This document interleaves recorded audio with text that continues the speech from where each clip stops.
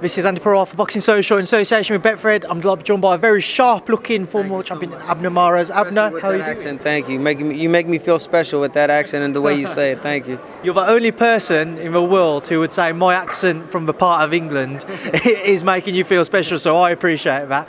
Obviously, we're out here in Las Vegas ahead of Saturday night. Wilder-Ortiz 2. Abner, what are your thoughts on their rematch? Well, we are in the capital world of the boxing, Las Vegas. What do I make of this main event? A great fight that you can't miss. You can't. This isn't one of those fights that you're like, oh, let's see what happens. You know what's going to happen. It's going to be exciting. Why? Because we saw the first fight already, and you know how that turned out. I mean, not so much on the decision. Go based on the fight, the type of fight that these guys delivered, and it was exciting from the beginning to the end. And I believe it's going to be the same thing, if not even better. I don't see myself sitting down in any round. How do you see the fight playing out itself? Do you expect it to be any similar to the first fight, or do you expect there to be differences? Ruiz-Ortiz has said he's been training better, obviously strength and conditioning coach Larry Wade joining, etc. I'm being a bit hard on Ortiz on the physical part. He is a 40-year-old man who trained like a 20-year-old kid. You know, I'm a guy that I've been saying this. At this stage in this career and age, you should train smart, not hard. You know, with that said, I feel like he should have, focused more on other things than his physical. The strength conditioning, it's good. He's going to get him in, because he felt like he got tired in the first fight. So, but, we'll yet to see. I don't know if this is going to make him weaker or stronger. But at the end of the day, I see the same result, the knockout, because Deontay Wilder's power is just, it's monstrous. It's something never before seen since, Mike Tyson. And this guy could get you out. You could be winning the whole fight, and next thing you know, boom, you're out. And that's what happened in the first fight. Ortiz was fighting a phenomenal fight, but it only took one shot. And obviously on the undercard, one of your old foes, Leo Santa Cruz, attempts to become a full-weight world champion against Miguel Flores. What are your thoughts on that one? Listen, I'm not taking anything away from Leo. Props to him. I think he will become 4th division world champion come Saturday night. I don't know how tough of an opponent he's got, and Miguel Flores, because I honestly don't know much about him. The little that I've seen, he is a legitimate fighter that comes to win.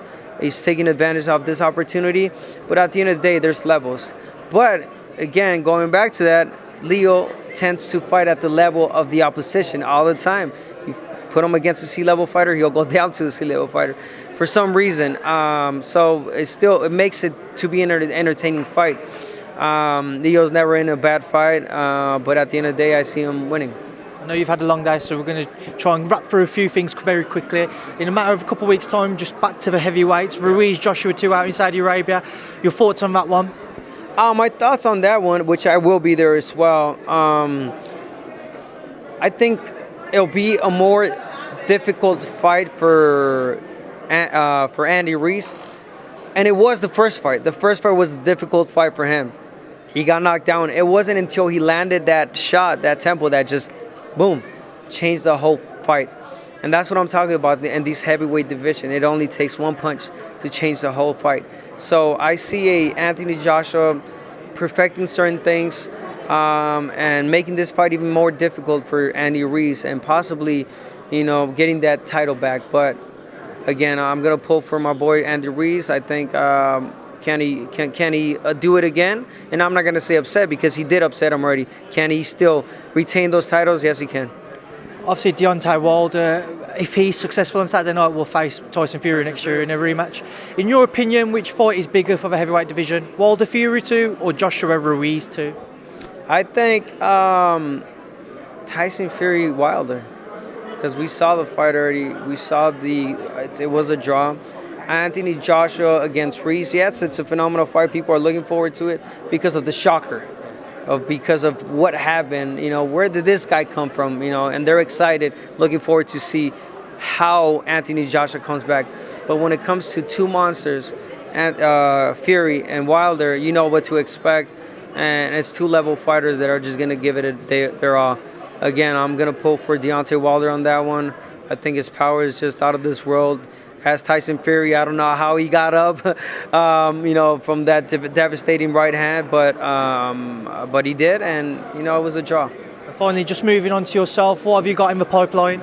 I plan on coming back as early as next year. March is my return date. So I will be back.